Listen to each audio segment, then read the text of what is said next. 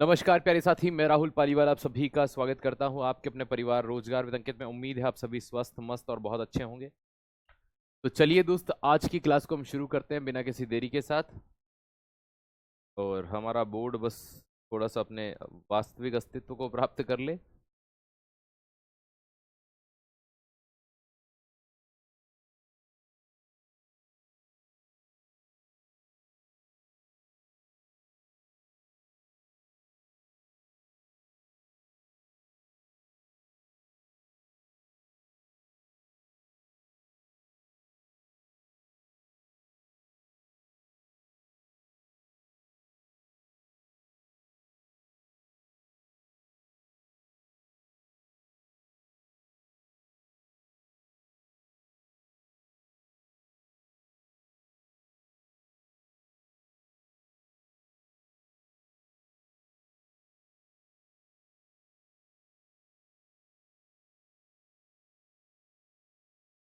चलिए दोस्त, chemical in human life में हम मेडिसिन पढ़ रहे थे, ड्रग्स पढ़ रहे थे, और उन्हीं ड्रग्स में हम आगे बढ़ते हैं। तो जो मेडिसिन हम पढ़ रहे थे, आप सभी साथी जुड़ चुके हैं अब मेरे साथ में बहुत अच्छे से। हम आज पढ़ते हैं एंटीसेप्टिक के बारे में। किसके बारे में? एंटीसेप्टिक।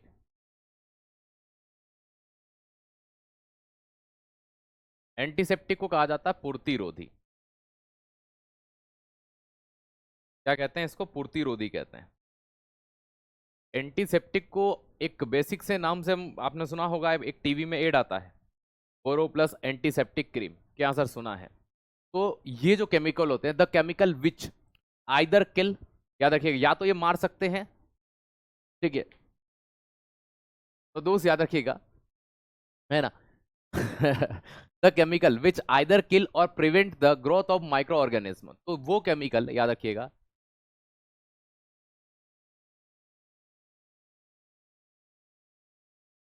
द केमिकल्स आइदर किल, या तो वो उसे मार देंगे, और prevent the growth of microbes,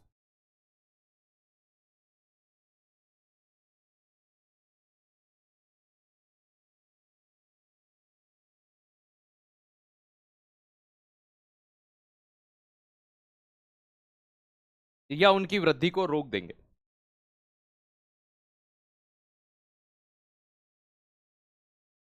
वह रसायन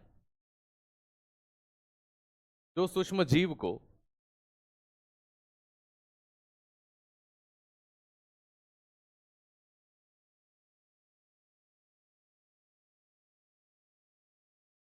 या तो मार देते हैं,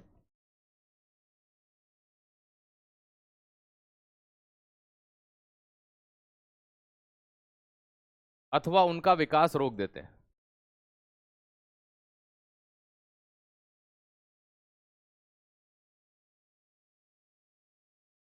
उन्हें क्या कहा जाता है? पूर्तिरोधी कहा जाता है। जैसे आपने देखा होगा, कभी हमें चोट लग जाती है तो उसके ऊपर एक क्रीम लगाने के लिए दिया जाता है, जैसे फुरेसीन होता है, आपने नाम सुना हो कभी, या सोफ्रामाइसिन होता है। तो उदाहरण के लिए आप इनको बहुत अच्छे से याद रख सकते हैं। ये जो होते हैं, ये चोट या घाव लगने पर, है ना, इन्फेक्शन या संक्रमण को रोकने का काम करते हैं। इन्हें पूर्तिरोधी कहा जाता है या एंटीसेप्टिक कहा जाता है। तो प्यारे दोस्त, पहला नाम आप क्या रखेंगे दोस्त? याद रखिएगा, पहला नाम आप याद रखेंगे कौन सा? फुरेसीन। क्या याद रखेंगे? फुरेसीन।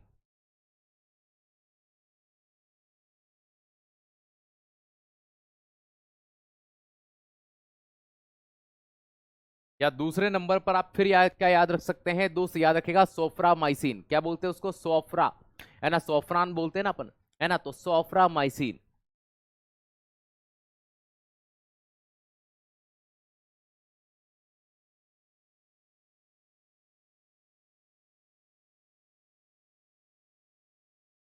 तो दूसरे नंबर पर कौन सी ड्रग याद रखेंगे? सोफ्रामाइसिन।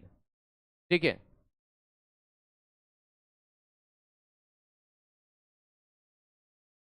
भैया जी, कल क्लास नहीं होगी आपके, मंडे को होगी सीधी, मंडे को होगी। चलिए,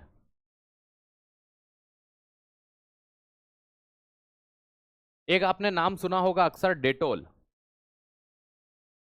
सुना है ना डेटोल? भैया एक ऐसा कॉमन वर्ड है जो हमने बहुत सुना है, डेटोल। डेटोल एक्चुअल दो केमिकल का मिश्रण होता है। डेटोल तो हमने नाम रख दिया, लेकिन किन केमिकल को मिलाकर बनाया जाता है? तो एक होता है टेरीपेनोल, क्या होता है? टेरीपेनोल। तो टेरीपेनोल। साथ में दूसरे नंबर पर जो केमिकल आता है उसको क्या कहा जाता है? क्लोरो, है ना, याद रखना, क्लोरो ऑक्सी। क्लोरो ऑक्सी, है ना, क्लोरोक्सी लेनोल बोलते हैं। क्या बोलते हैं? क्लोरोक्सी लेनोल।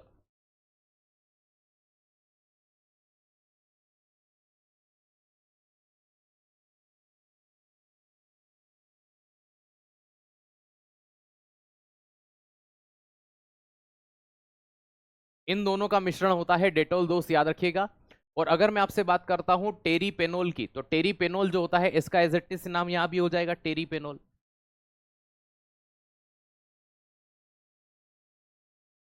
तो टेरीपेनोल और क्लोरोक्सी लेनोल याद रखिएगा, ये जो मिश्रण होते हैं, ये मिश्रण या कॉम्बिनेशन किसका होता है? डेटोल। डेटोल इन दो केमिकल से मिलकर बना होता है, हम इसको बहुत बड़े पैमाने पर देखते हैं। इसके अलावा आपने साबुन के अंदर भी ये चीज नोटिस की होगी, ऑब्जर्व किया होगा। तो नंबर 3 पर आप 4 पर साबुन याद रखें। मैंने आपको मानव जीवन में जब रसायन पढ़ाया था तब साबुन या सोप पढ़ाई थी। तो साबुन या सोप, जैसे डेटोल सोप ही हो गया, तो इसके अंदर जो केमिकल मिलाते हैं जो इनको मारने का काम करता है वो क्या होता है? बिथियोनल होता है। कौन सा होता है? बिथियोनल।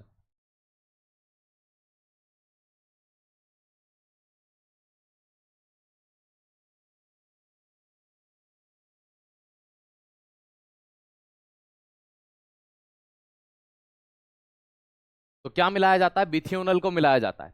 आपने आयोडीन टिंचर का नाम सुना होगा, तो आयोडोफॉर्म का नाम सुना होगा, ये सभी वही हैं। ठीक है, तो दोस्त याद रखिएगा नंबर 5 आयोडो। देखो आयोडो फॉर्म की बात करते हैं तो ये घाव जो हो जाते हैं ना, चोट लग जाती है उसको साफ करने में। आयोडोफॉर्म, आयोडोफॉर्म का फॉर्मूला याद रख लेना, CH3 बोलते हैं इसको। क्या बोलते हैं? आयोडोफॉर्म। एक बड़े पैमाने पर यूज किया जाने वाला, है ना, क्या है? प्रतिरोधी है दोस्त, याद रखना। इसका उपयोग बड़े पैमाने पर करते हैं एंटीबायोटिक्स के अंदर। चोट लग जाने पर घाव के अंदर किसका यूज करते हैं? आयोडोफॉर्म का यूज किया जाता है। चलिए, हाँ बिल्कुल। नंबर फिर क्या हो सकता है? आयोडीन। देखो एक अभी मैंने आपको आयोडीन क्या पढ़ा दिया? आयोडोफॉर्म पढ़ा दिया। एक आयोडीन में एल्कोहल का मिश्रण करते हैं, तो एल्कोहल में 2 से 3% आयोडीन का जो मिश्रण होता है वो भी प्रतिरोधी का काम करता है, लेकिन हम उसको आयोडीन टिंचर लिख ही लिए हैं, आयोडीन लिख ही लिया आयोडोफॉर्म। और क्या लिख सकते हैं? Boric acid. बहुत अच्छा एसिड है, याद रखना, आंखों के लिए काम करता है ये।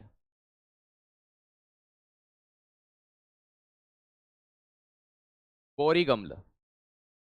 तो जो बोरिक अम्ल होता है ये कहाँ यूज होता है? आंख, आई क्लीनर के तौर पर इसका यूज करते हैं, है ना, याद रखना, आई क्लीनर। ठीक है।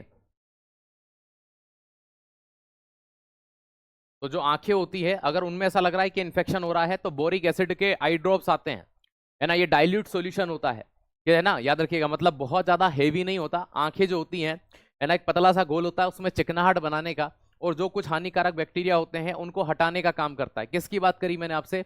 बोरिक एसिड की बात करी। किसकी बात करी? Boric acid. चलिए, बहुत बढ़िया, गुड गुड।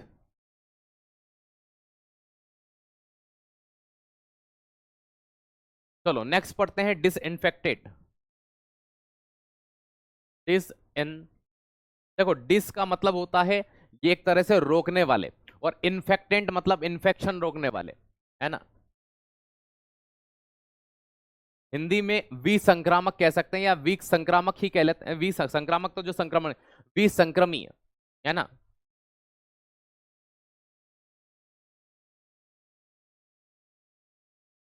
विसंक्रामीय, ये लिख लीजिए।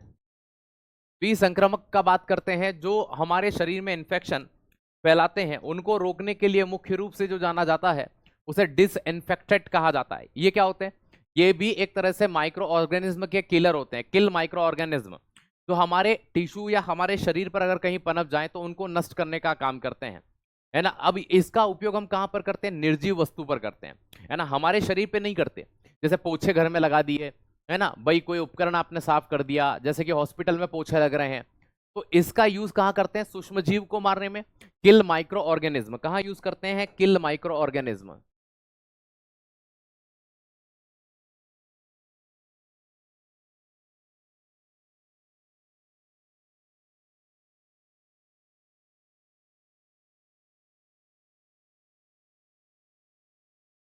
सूक्ष्म जीव को नष्ट करना या मारते हैं, तो इनका मेन काम ये होता है। लेकिन ये नॉर्मली कहाँ यूज करते हैं, याद रखिएगा,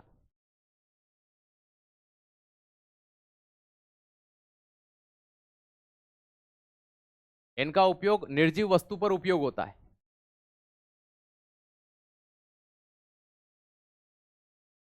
यूज नॉन लिविंग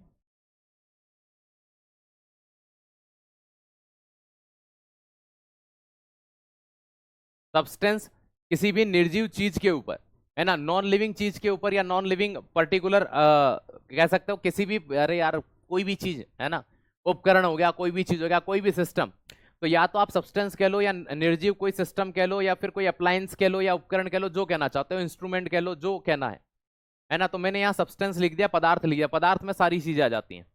जैसे कि आपने पोछा लगाने के लिए फिनोल का नाम कॉमनली सबसे ज्यादा सुना हुआ है, तो फिनोल सबसे बेस्ट आता है भैया, फिनोल सबसे बेस्ट होता है, फिनोल का नाम आपने सुना है। क्लोरीन का यूज करते थे अपन, पुराने समय में नमक के पोछे लगाए जाते थे, तो नमक तो हम यहाँ नहीं लिखेंगे, लेकिन नंबर एक उदाहरण के तौर पर जो आप यहाँ पहला लिखेंगे वो क्या लगता है, फिनोल। फिनोल मैंने आपको वहां भी पढ़ाया था, अगर कभी आपको याद आ रहा हो, ठीक है, कभी आपने वहां पर मुझसे पढ़ा हो, मानव जीवन में रसायन उस वाले में, ठीक है, पहले जो मैंने पढ़ाया था उस वाले में भी मैंने फिनोल पढ़ाया था। तो फिनोल का यूज कहां पर होता है ना, पोछे वगैरह लगाने के लिए, हॉस्पिटल में पोछे लगते हैं।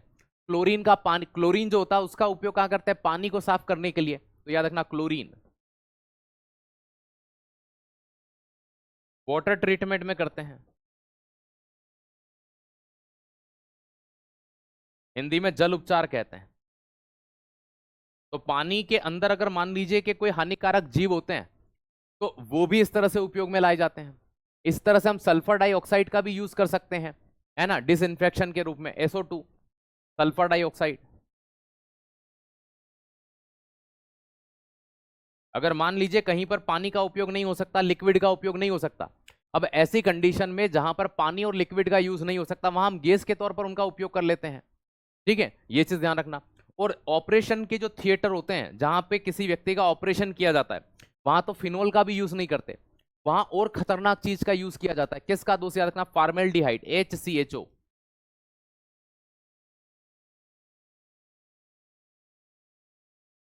क्योंकि देखो वहां पर डॉक्टर जो यूज कर रहा है, ऑपरेशन कर रहा है, सीधी सी बात है, तो ऑपरेशन के जो इक्विपमेंट होते हैं उनको साफ करने के लिए ऑपरेशन थिएटर में, अस्पताल में, या हॉस्पिटल लिख देता हूं मैं नॉर्मली, हॉस्पिटल, या और लिखना ही हो तो ऑपरेशन थिएटर। मुझे आज तक समझ नहीं आया इसको थिएटर क्यों बोलते हैं भैया, आदमी खोल रहे हैं वहां, मूवी थोड़ी खोल रहे हैं, ठीक है। तो इनको क्या कहा जाता है भैया, याद रखिएगा, इन्हें कहते हैं डिसइंफेक्शन, है ना। ये मेनली हमारे ऊपर यूज नहीं करते, मतलब हमारे आसपास का जो वातावरण होगा उसके लिए उपयोग में लाई जाती है ये। चलिए बेटा, फॉर्मूले जिनके पूछे जाएंगे मैं उनके लिखा दूंगा, यहां से फॉर्मूले नहीं पूछेंगे आपके, ठीक है। तो जिनके फॉर्मूले पूछे जा रहे हैं उनके मैं साथ के साथ लिखाते हुए बढ़ रहा हूं, आपको घबराइए मत, ठीक है। मुझे पता है कि कितना आपको पढ़ाना है, कितना नहीं, हर जगह फॉर्मूले नहीं लिखने, एक तो नाम याद नहीं हो रहे हैं और ऊपर से कि सर और फिर फॉर्मूले भी पढ़ा दीजिए, नाम में ही तो बवाल कट रहा है, ठीक है। तो भाई ये चीज ध्यान रखिएगा। तो ये फार्मेल्डिहाइड का यूज बड़े पैमाने पर हॉस्पिटल्स के अंदर देखने को हमें मिल जाता है। चलो, आया समझ में, ये समझ में आ गया ये, बताओ जल्दी से।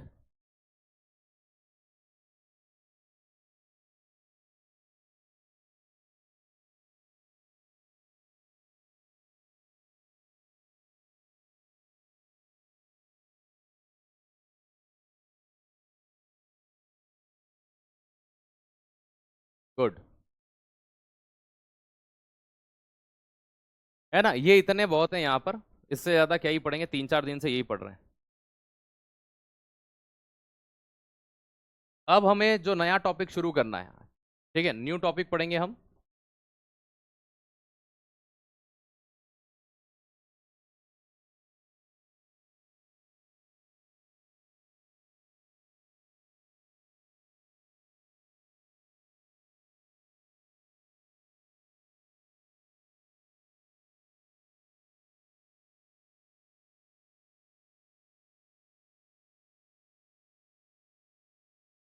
Chemical in food. आपने देखा होगा आजकल ट्रेंड चल रहा है और ये फूड प्रिजर्वेटिव है, पैकिंग फूड नहीं खाना चाहिए, ये नहीं खाना चाहिए। मुझे एक बात बताओ कि बेचारा कंपनी वाला क्या मरेगा फिर, अगर वो उसमें फूड प्रिजर्वेटिव नहीं मिलाएगा तो? क्योंकि उसके तो पता नहीं है कि वन उत्तराखंड में रहा है, बिग महाराष्ट्र में रहा है, तो आने जाने में ही लगभग 30 साल 20 दिन हो गए, मान लीजिए 20-25 दिन। अब उसकी लाइफ कम से कम उसे 4 से 5 महीना लेके तो चलनी पड़ेगी, कम से कम 3 महीना, 2.5 से 3 महीना, और अधिकतम 3-4-6 महीने तक की लाइफ लेकर के चलना होती, क्योंकि कब बिकेगा पता नहीं। दुकानदार के यहाँ भी पड़ा हुआ है, कब बिकेगा पता नहीं। अब दुकानदार भी एक चिप्स का पैकेट तो लेता नहीं, वो तो बॉक्स से बॉक्स उतारता है, ये फट रहा है वो फट रहा है। जो बीच वाला होता है वो सबसे बाद में बिकता है, पहले वाले कॉर्नर वाले सबसे पहले बिकते हैं। तो भोजन में जो रसायन होते हैं वो कौन कौन से होते हैं भैया? अब आपको थोड़ा सा पढ़ने में सरल लगेंगे, क्योंकि अभी ऊपर तक जो हमने पढ़ा था वो थोड़े से आपके कठिन पार्ट थे, है ना, वो थोड़े से आपको ऐसे लग सकते हैं कि भैया जी ये हमको कम समझ में आए थे, लेकिन मेरी गारंटी है अब आपको चीजें थोड़ी सी सरल लगने लगेंगी। ठीक है, बहुत बढ़िया। मैंने 12th में ये सब अच्छे से पढ़ा था बेटा, मैं 12th ही पढ़ा रहा हूँ, ये 12th की केमिस्ट्री का ही पार्ट है। बहुत बढ़िया। चलो ओनली भाई डीपी कोई तो मिला जिसने ये कहा कि सर ये 11th-12th का ही पार्ट है, हमने इसको पढ़ रखा है। नहीं तो अभी तक मुझे यही कमेंट आ रहे थे, सर जी पढ़ा क्या रहे हो। ठीक है, ये तो हमने कभी नाम भी नहीं सुने हैं। लेकिन दोस्त यकीन मानिए, आप अगर 11th-12th की केमिस्ट्री उठा के देख लेंगे तो मैंने जितने नाम अभी आपको बताए हैं वो सारे आपको वहां मिल जाएंगे। 11th-12th की केमिस्ट्री मैं कहीं और से नहीं पढ़ा रहा हूं, मैं पूरा एनसीईआरटी बेस्ड ही आपको पढ़ा रहा हूं। कि सर ये 11th-12th में है, हाँ बिल्कुल है मेरे भाई। ठीक है, चलिए नंबर 1 से शुरुआत करते हैं यहां पर। ठीक है, नंबर 1 से शुरुआत कर ही लेते हैं पढ़ने की। मानव जीवन में अगर रसायन हमने देख लिया कि किन किन केमिकल का यूज करते हैं भैया, हमारे मेडिसिन सेक्टर पढ़ लिया। अब दूसरा सेक्टर हम पढ़ने जा रहे हैं, कौन सा?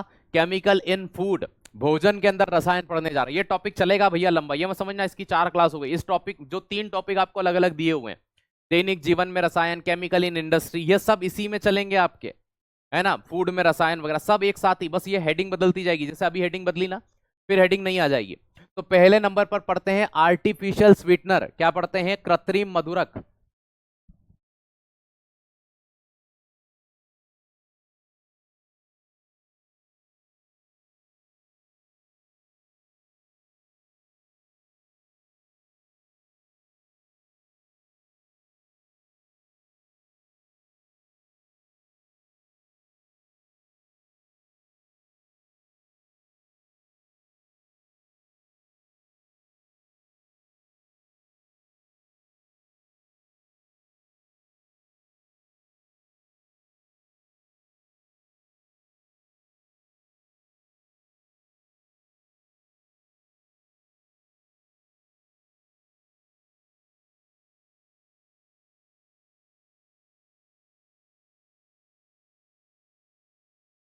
चलिएगा, ठीक है। तो दोस्त याद रखिएगा भोजन में रसायन, है ना। नंबर 1 पर हम क्या पढ़ रहे हैं? कृत्रिम मधुरक। क्या सर कृत्रिम मधुरक क्या होता है? आपने अक्सर देखा होगा कि बहुत सारे डायबिटिक पेशेंट होते हैं, उनके लिए एक वो आती है ना।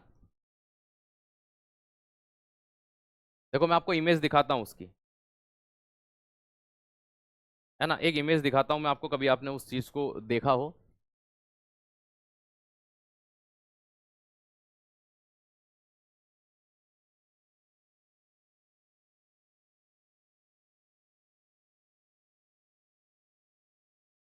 ये इस तरह के आपने अक्सर कुछ प्रोडक्ट देखे होंगे, ये इस तरह के खाने के आते हैं, ठीक है, आर्टिफिशियल स्वीटनर, ये इस तरह से बिकते रहते हैं। ये नहीं तो इसकी तो आपने एड जरूर देखा होगा, ये कंपनी बहुत एड करती है टीवी के ऊपर। डायबिटीज है, 2 डब्बी डाल लीजिए, 2 शुगर की वो छोटी छोटी डाल लीजिए। अब ये क्या होते हैं एक्चुअल में? ये शुगर नहीं होती, है ना, है ना। कृत्रिम मधुरक जिनको बोलते हैं, आर्टिफिशियल आर्टिफिशियल स्वीटनर जिनको बोलते हैं, वो क्या चीज होते हैं? तो भाई याद रखिएगा, आर्टिफिशियल स्वीटनर,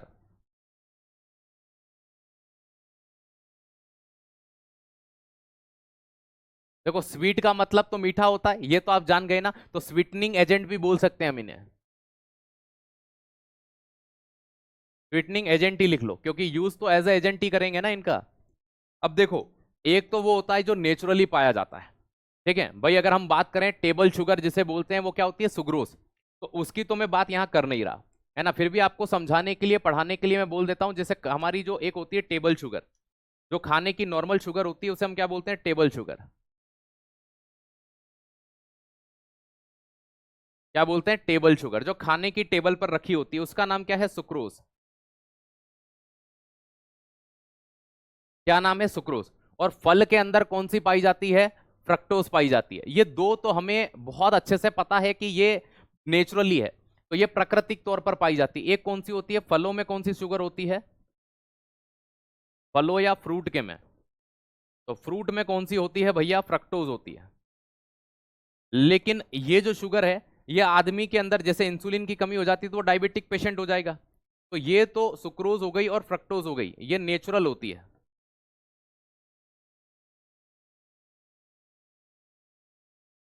कैसी होती है, प्राकृतिक होती है, नेचुरल तौर पर पाई जाती है। लेकिन हम यहाँ नेचुरल की बात थोड़ी कर रहे हैं, हम तो बात कर रहे हैं केमिकल की, कि भाई इंसान ने कौन सी बनाई है। तो भाई ये सुक्रोज हो गया और फ्रक्टोज हो गया। ये नॉर्मली हम ये देखते हैं कि ये जो शुगर होती है ये प्रकृति प्रदत्त है। ये गन्ने से बनाई जाती है, चुकंदर से बनाई जाती है, और ये फलों के अंदर, फ्रूट्स के अंदर जो पाई जाती है, फ्रूट से ही फ्रक्टोज, याद रख लेना। तो फ्रक्टोज जो होता है वो कहाँ होती है, फ्रूट के अंदर होती है।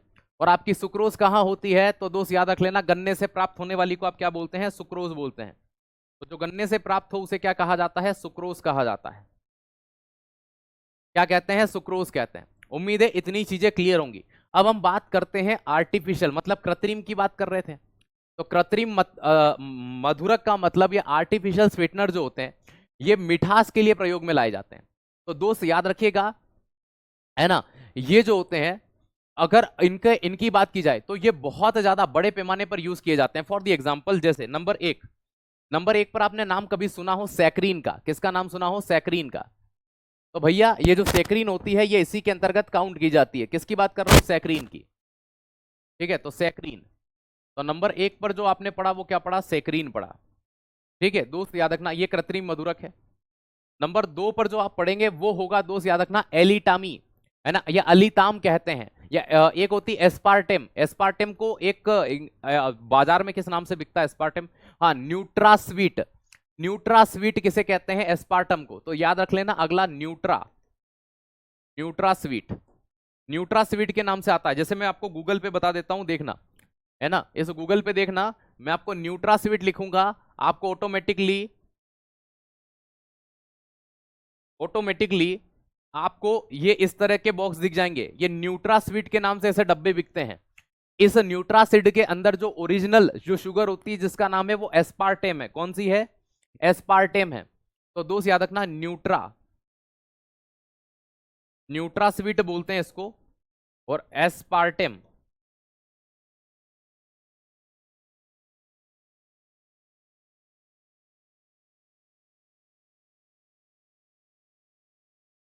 Aspartame. As it is English में भी कोई दिक्कत नहीं है लिखने में, वही नाम होगा, एस्पार्टेन।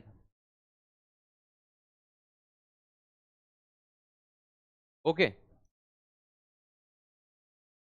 नंबर तीन की बात करते हैं तो फिर आता है सुक्रालोस। क्या आता है, सुक्रेस से ही क्या बना, सुक्रालोस। यह सैकरीन है।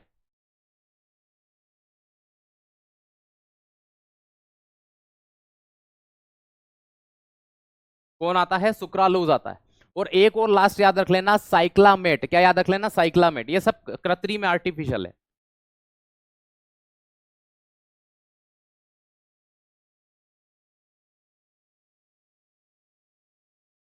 ये एक्चुअल में इनसे भी मीठे होते हैं, लेकिन ये शुगर के तौर पर काउंट नहीं किए जाते दोस्त, याद रखना। ये इनसे भी ज्यादा मीठे पाए जाते हैं, कि इनसे सुक्रोज से भी कई गुना मीठे हो सकते हैं। जैसे मान लीजिए आप 1 चम्मच शक्कर डाल रहे हो ना, ये एक शक्कर का दाना जो होता है, इनका बड़ी साइज का दाना होता है, मक्के के आकार का होता है दाना, या आपने राजमा देखा उस टाइप का। वो एक दाना ही उतनी चाय को मीठा कर देगा जितना आप 1 चम्मच भर के चाय में डाल रहे हो, बड़ी वाली। अब आप सोचिए कि कई गुना तक मीठे होते हैं। क्या आपको कृत्रिम मधुरक, आर्टिफिशियल स्वीटनर समझ में आ गया।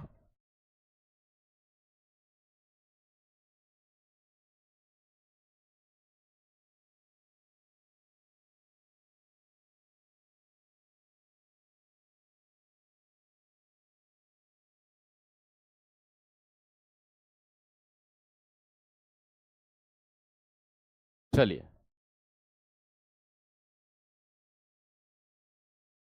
ये बायोलॉजी में भी बिल्कुल होगा, क्योंकि एक तरह से बायोकेमिकल भी तो होता है। चलो,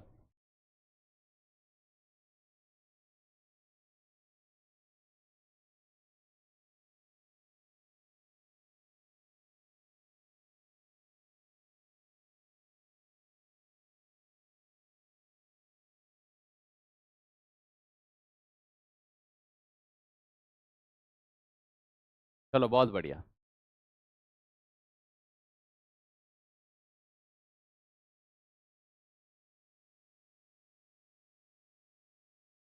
चलो नंबर 2 पर पढ़ते हैं, फूड प्रिजर्वेटिव।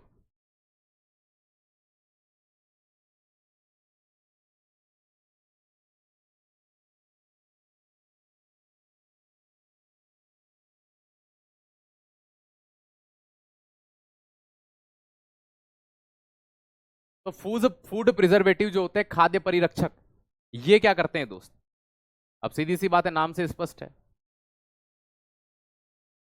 कि फूड प्रिजर्वेटिव है तो फूड को प्रोटेक्ट करेंगे।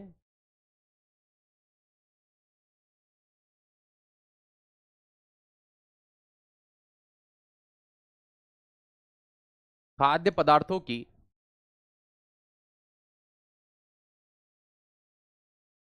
सूक्ष्म जीवों से सुरक्षा।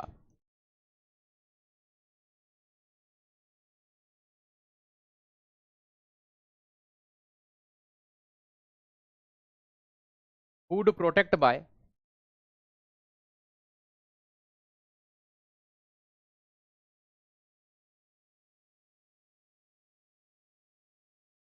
Micro organism. तो जो खाद्य पदार्थ होते हैं उनकी सूक्ष्म जीवों से सुरक्षा करना ही क्या कहलाता है? फूड प्रिजर्वेटिव कहलाता है। जैसे कि मैं आपसे बात करता हूं, आपने कई नाम सुने होंगे, बहुत सारी चीजें देखी होंगी। मैं एग्जांपल के लिए वो बात कर देता हूं जो सबसे इजीएस्ट है, जो मैं अभी तक आपको पहले पढ़ा भी चुका हूं। नंबर 1,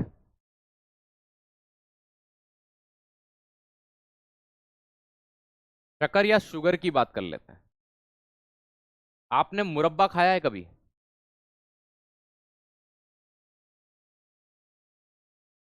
मुरब्बा खाया है कभी? मुरब्बा, है ना, एक मीठा अचार आता है, उसे मुरब्बा कहते हैं। तो मुरब्बा के अंदर शक्कर को ज्यादा लिया जाता है, या कोई मीठी चीज होती है, जैसे आपने देखना गुलाब जामुन वगैरह, उनको बहुत ज्यादा मीठा बनाया जाता है क्योंकि वो लंबे समय तक प्रिजर्वेटिव के रूप में काम करें। तो एक तो ये हो गया।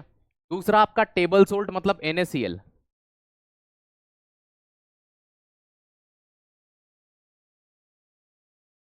Sodium chloride. देखो आपके खाने के अंदर भी ये एक प्रिजर्वेटिव के तौर पे काम करता है, खाने या फूड के अंदर टेस्ट भी इंक्रीज करता है। दूसरा सबसे मेन यूज होता है इसका अचार के अंदर, पिकल के अंदर। तो अचार में सबसे ज्यादा यूज किसका किया जाता है? इसी का किया जाता है दोस्त। किसका? NaCl का, सोडियम क्लोराइड का। इसी तरह से अचार के अंदर एक और होता है, क्या बोलते हैं उसको? Citric acid. अरे नहीं यार, एसिटिक एसिड।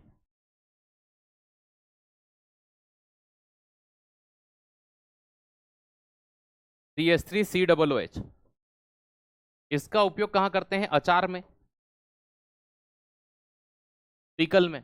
और ये मुख्य रूप से कहाँ पाया जाता है? सिरका या विनेगर। तो नेचुरल तौर पर सिरका या विनेगर के अंदर देखने को मिल जाता है। ठीक है, और आप जाते हैं तो ऑयल का यूज करते हैं। आपने देखा होगा अचार में ज्यादा क्वांटिटी में वनस्पति तेल, तेल ज्यादा डालते हैं।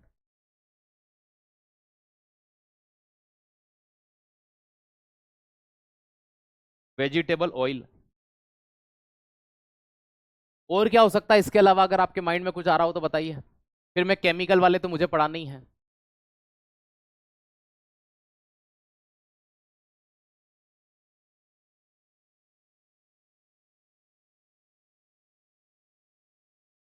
गुड।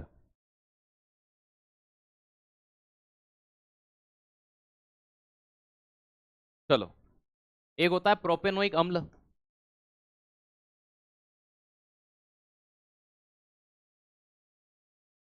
है ना, मांस वगैरह के जो प्रोडक्ट होते हैं उनके लिए यूज करते हैं। अब बात करता हूं इसके अलावा एक सबसे फेमस, ठीक है, सबसे फेमस, मोस्ट रिपीटेड, है ना, जो मैंने आपको पहले भी पढ़ा रखा है। ठीक है, नाम आपने सुना होगा, C6H5COONA। C6H5COONA।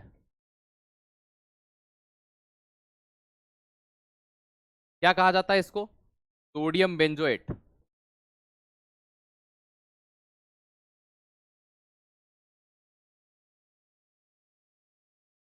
ये सबसे ज्यादा यूज किया जाने वाला, याद रखना, दो जगह पे यूज किया जाता है। एक तो कोल्ड ड्रिंक्स वगैरह जो होती हैं,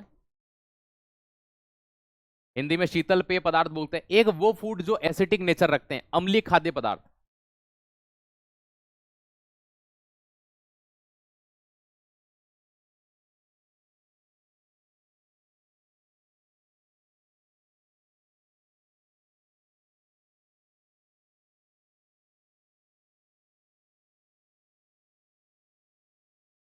है ना, एसिटिक फूड, अम्लीय खाद्य पदार्थ, इन तरह से इनका उपयोग किया जाता है।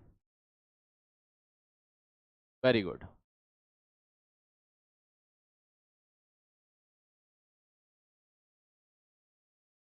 अब आपने देखा होगा कुछ चिप्स वगैरह जो आते हैं आपके, है ना, आप जैसे कुछ बच्चे कमेंट कर रहे हैं sir nitrogen gas. Nitrogen gas बेटा फूड प्रिजर्वेटिव नहीं है, ठीक है। नाइट्रोजन गैस जैसे कि आप चिप्स के पैकेट वगैरह जो खाते हैं, उनके अंदर एक केमिकल होता है ना, उन चिप्स में एक रसायन मिलाया जाता है, उसका नाम होता है BHT। क्या होता है? BHT। BHT, इस BHT को मिलाते हैं। नॉर्मली लिखा होता है कि BHT मिलाया गया है। BHT का फुल फॉर्म होता है ब्यूटा इलेटेड हाइड्रोक्सी। बीटा याद रखिएगा, बीटा, बीटा इलेटेड हाइड्रोक्सी, और टी का मतलब होगा टोल्यूइन। तो buta elated, buta elated, H का मतलब हाइड्रोक्सी, है ना, और टी का मतलब टोल्यूइन।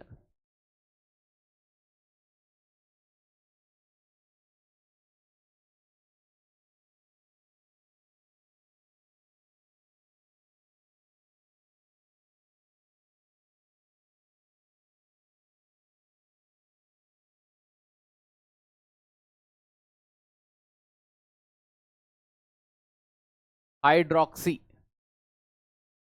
ठीक है। ये कहां, ये क्या करता है याद रखना,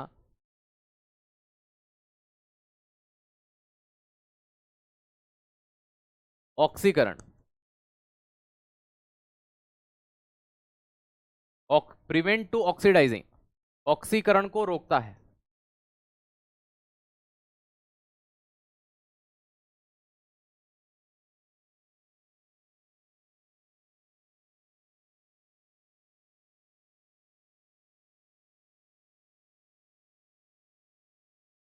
प्रिवेंट टू ऑक्सीडाइजिंग, है ना दोस्त, याद रखिएगा। ये भोजन के ऑक्सीडेशन होने से रोकता है। ऑक्सीकरण का मतलब जैसे जो तोतला क्या तेलीय भोजन होता है, ऑयली फूड होता है, उस ऑयली फूड को प्रिजर्वेटिव करने के लिए हम BHT का यूज करते हैं। किसका यूज करते हैं? BHT। तो BHT जो होता है, इसका उपयोग बड़े पैमाने पर, है ना। हालांकि इसके अलावा मैं आपको लिख देता हूं एक चीज हम यहां पर और किसका यूज करते हैं। तो एक तो ये हो ही गया, इसका यूज करते हैं, और दूसरा nitrogen gas also use,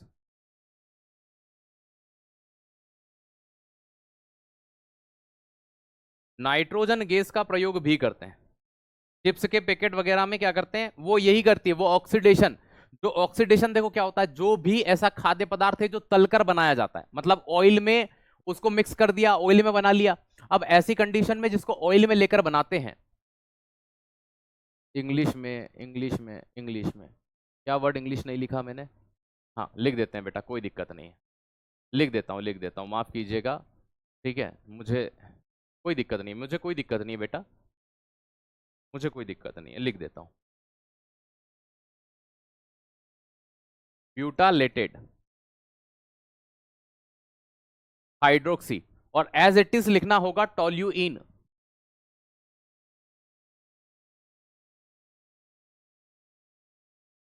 toluene, बाकी इसका लिखा है, इसका लिखा है, BHT का हो गया। इधर भी कोई ऐसा वर्ड था क्या?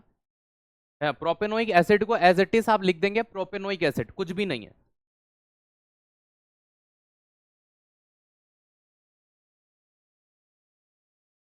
ठीक है, और कोई है क्या? सोडियम बेंजोएट, इसका भी नाम लिखूं क्या? ठीक है,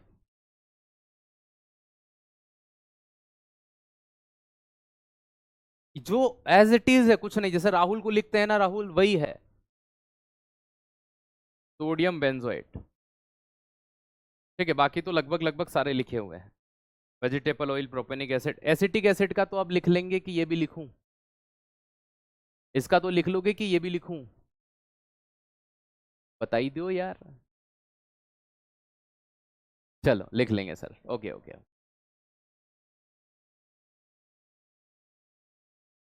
हाँ, तो ये चीजें अभी आपने समझी, मुझसे पढ़ी।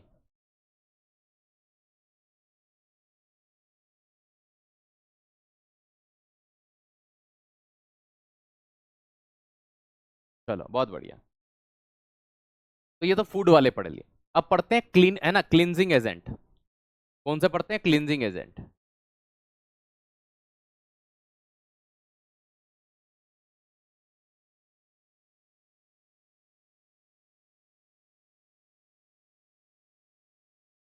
सफाई शोधन अभिकर्मक बोल सकते हैं।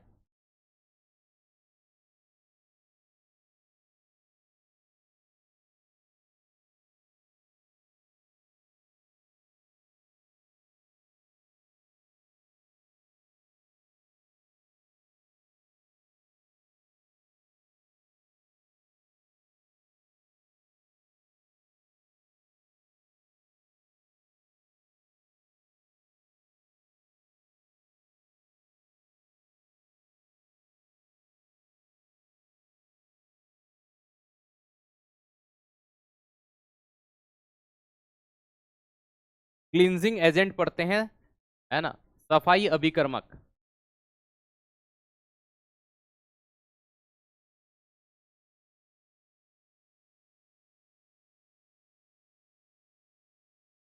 अब देखो, सफाई में मैंने अधिकतर तो आपको सारे ही पहले पढ़ा दिए। कहां पढ़ा दिए? मानव जीवन में रसायन मैंने आपको पढ़ाया। वहां आपने क्या देखा? साफ सफाई में जैसे कि अपमार्जक मैंने पढ़ाया, डिटर्जेंट पढ़ाया, साबुन पढ़ाए। साबुन के अंदर बिथियोनल मिलाते हैं, झाग मिलाते हैं। आपने वहां पर मुझसे पढ़ा है कहा? मानव जीवन में रसायन। मैंने पहले ही आपसे कहा कि आपको वो चीज भी पढ़नी है अच्छे से, लेकिन मैं फिर भी थोड़ा बहुत आपको बता देता हूं, मुझे कोई दिक्कत नहीं है इसमें। चलिए, नंबर एक,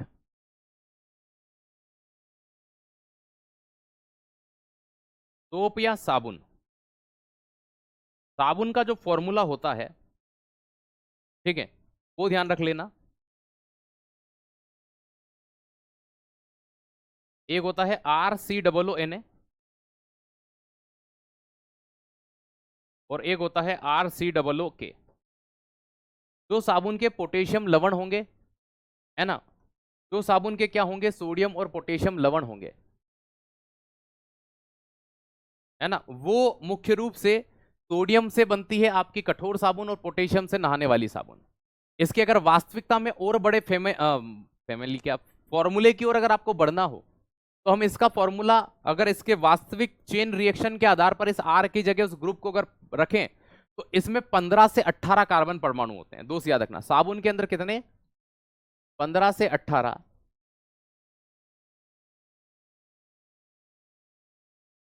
कार्बन परमाणु होंगे।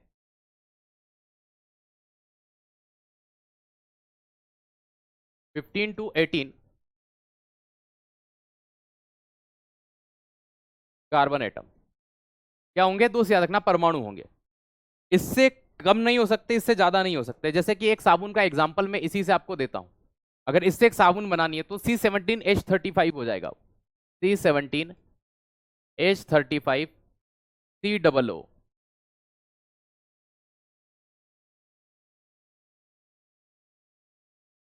Na, ये साबुन का ही फॉर्मूला हो गया। ठीक है, तो भैया ये Na से हो गया। इसी तरह से R17H35COO के भी बन सकता था। तो साबुन जो होते हैं वो उच्च वसी अम्ल के सोडियम या पोटेशियम लवण होते हैं। साबुन क्या होते हैं?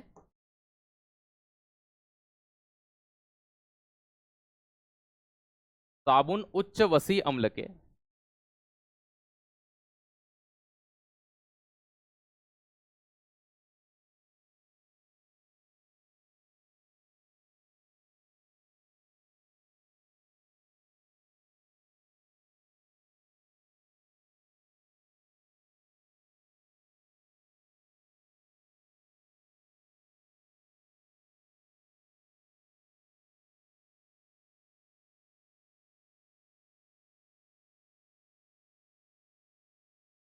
सोडियम एवं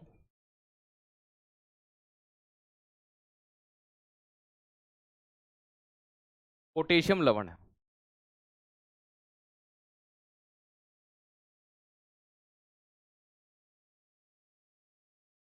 sob is a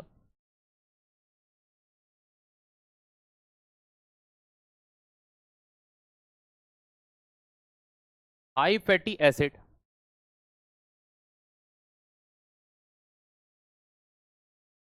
sodium and potassium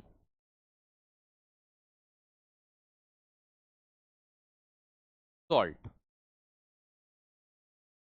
तो ये साबुन बनाने के लिए मुख्य रूप से यूज करते ही करते हैं। अब जैसे मैं आपसे कुछ साबुन की बात करता हूं, साबुन में कोई अम्ल यूज किए जा सकते हैं क्या? Stearic acid, oleic acid, palmitic acid, ये फैटी एसिड के कुछ सामान्य प्रकार हैं। तो कौन कौन से एसिड जो है वो यहां पर यूज किए जा सकते हैं, है ना? फैटी एसिड जो पोटेशियम लवण होंगे वो नरम साबुन बनाएंगे, और अगर हमने सोडियम का यूज कर लिया तो कैसे बनेंगे? Hard soap. तो दोस्त याद रखना, जब भी NaOH का यूज किया जाएगा, है ना, या यहीं लिख लेते हैं,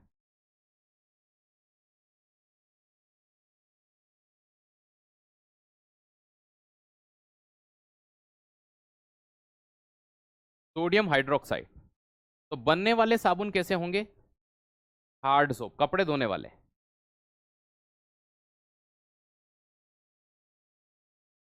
और अगर हम यहां पर KOH का यूज कर लेंगे,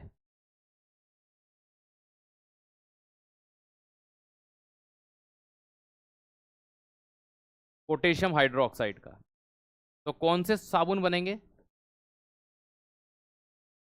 सॉफ्ट सोप बनेंगे।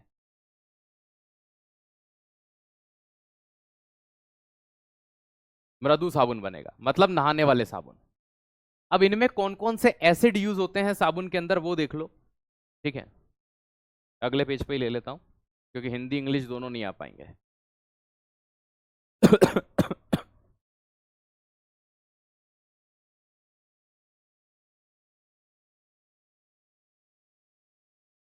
90s हो सकता है क्या बेटा? नहीं हो सकता है 19, 15 से 18 तक में ही साबुन काउंट होती है कार्बन के मॉलिक्यूल।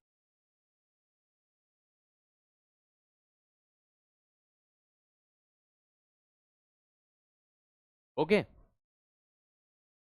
आप यहां पे एक चीज ये जरूर लिख सकते हो, मैं आपको समझा देता हूं कि हम साबुन के लिए ऑयल या फैट के साथ में यहाँ NaOH का उपयोग करते हैं, सोडियम हाइड्रोक्साइड।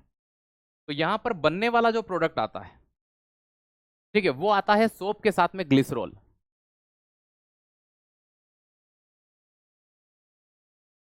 हम ग्लिसरॉल नहीं बना रहे थे, हम क्या बना रहे थे? हम साबुन बना रहे थे। ग्लिसरॉल, ये जो रिएक्शन है ये कहलाती है साबुनीकरण।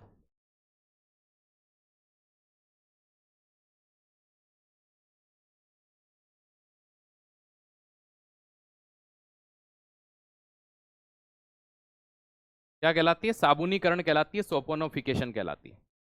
ये जो साबुनीकरण की प्रक्रिया है, इसमें याद रखिएगा दोस्त, ठीक है, इसका बाय प्रोडक्ट, सह उत्पाद, मतलब जो हमें नहीं बनाना था लेकिन वो हमें प्राप्त हुआ, वो क्या होता है? ग्लिसरॉल होता है। ये एग्जाम में पूछा जाता है कि साबुन निर्माण की प्रक्रिया का सह उत्पाद क्या होता है, बाय प्रोडक्ट क्या होता है? तो वो क्या होता है? ग्लिसरॉल होता है। ग्लिसरॉल हम बना नहीं रहे थे, लेकिन ऑटोमेटिक बन करके सामने आया, ठीक है, तो इसे हमने क्या कहा? सोपोनिफिकेशन की प्रोसेस कहा। चलो,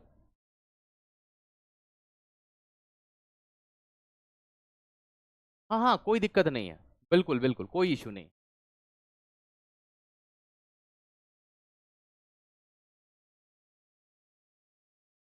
चलो, कौन कौन से एसिड है ना, फैटी एसिड के तौर पर हम किस किस का यूज कर सकते हैं?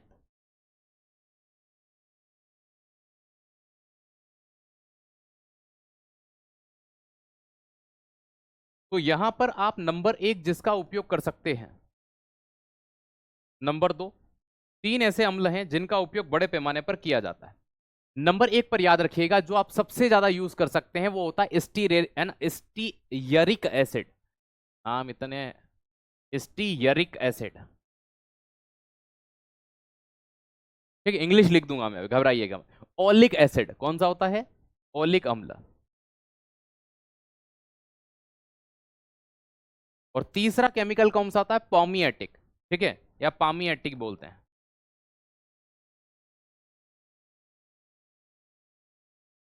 ये तीन वो केमिकल हैं, ये तीन वो केमिकल हैं दोस्त, याद रखिएगा, जिनका उपयोग बड़े पैमाने पर साबुन निर्माण के लिए किया जाता है। तो उम्मीद है मुझे यहां तक आपको कोई दिक्कत नहीं होगी। ठीक है, नंबर 1 पर हमने क्या पढ़ा? Stearic acid, stearic acid. Oleic, OLIC, sorry OLEIC, oleic बोलते हैं इसको। अब पॉमिक का तो भैया कुछ नहीं है ना, पॉम से प्राप्त होता है, तो PALM हो जाएगा पॉम। Metric, MITIC।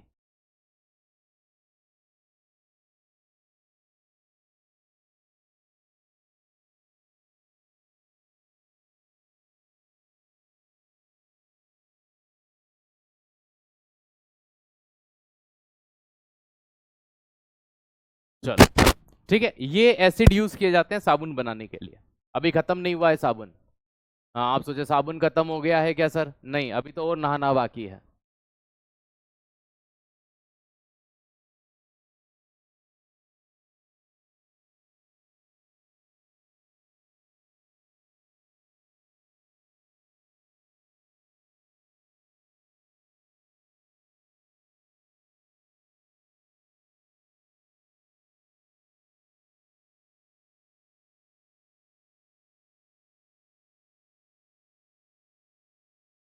आपकी तबीयत कैसी है? अब बेटा आराम है, संडे को भी क्लास ले लो गुरुजी।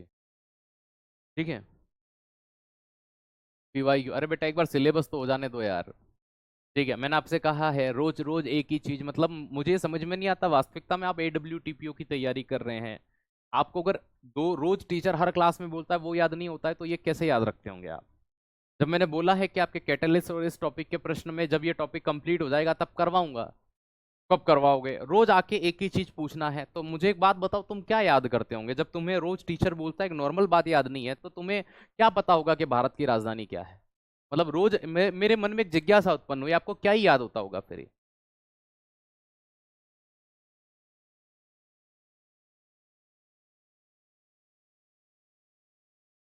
सर कितना लाए थे?